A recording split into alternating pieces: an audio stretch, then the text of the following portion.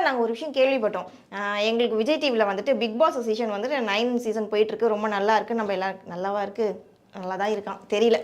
நீங்கள் அடுத்த சீசனில் வர மாதிரி ஒரு விஷயம் வந்துட்டு ரொம்ப பரவலாக இருக்குது. ஏன் பிக் பாஸுக்கு வர ஆசைப்படுறீங்க?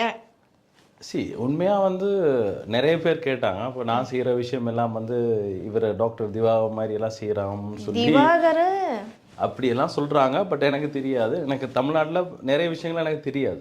நான் வந்து ஃப்ரான்ஸில் இருக்கிறபடியா.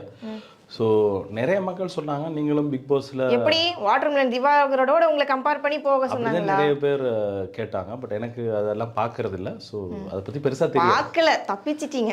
உண்மையாவா? பார்த்துருக்கணும். இது வரைக்கும் நீங்கள் பிக் பாஸ் சீசன் 1 கூட பார்த்ததே இல்லையா?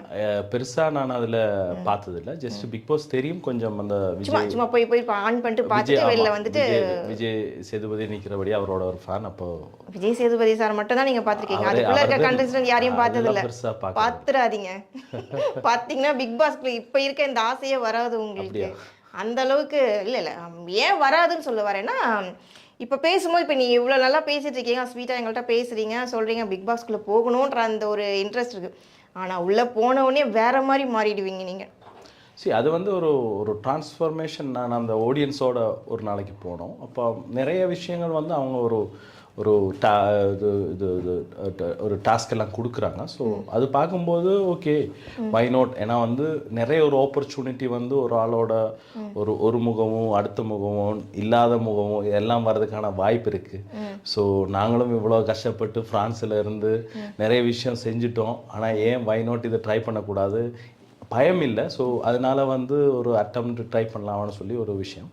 ஸோ அதுதான் ஒரு பாசிட்டிவாக தான் எடுத்திருக்கோம் இது வரைக்கும். நீங்கள் பாசிட்டிவாக எடுத்திருக்கீங்க. சில பேர் வந்து சில கமெண்ட்ஸ்லாம் வந்து பார்த்தீங்கன்னா நெகட்டிவாகவும் இருக்கும். பிக் பாஸை பற்றி ஒரு பக்கம் ஒரு 50% பாசிட்டிவிட்டி இருக்கும், ஒரு 50% வந்து நெகட்டிவிட்டி இருக்கும். ஏன்னா அதுக்குள்ளே இருக்கிற மக்கள் அப்படி நம்ம தொடர்ந்து தான் பார்த்துக்கிட்டு இருக்கோம். பாவம் சார் மாட்டிக்க போகிறாருன்னு நினைக்கிறேன்.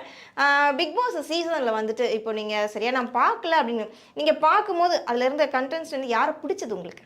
எனக்கு திவாகர் தான் ரொம்ப பிடிச்சது. வாட்டர்மெலன் திவாகர் தான். அப்படி எந்த விதத்தில் அவர் உங்களை அட்ராக்ட் பண்ணார்? அவர் தான் ஃபுல் டைமில் கேமராவுக்கு முன்னாலே தெரியுது, மிச்சம் யாரும் தெரியலை. ஃபுல் டைம் கேமரா முன்னாடி போய் டான்ஸ் ஆடுவார். ஆமாம், அது உங்களுக்கு பிடிச்சிருந்ததா? அந்த கேமரா ப்ரெசன்ஸ், அவரோட வந்து அக்ரெசிவ்னஸ், இப்படி ஒரு விஷயம். நான் வந்து ஷார்ட் டைம்லேயே வந்து மக்கள் ஏன்னா நெகட்டிவோ பாசிட்டிவோ சரி, ஏன்னா நானும் இப்போ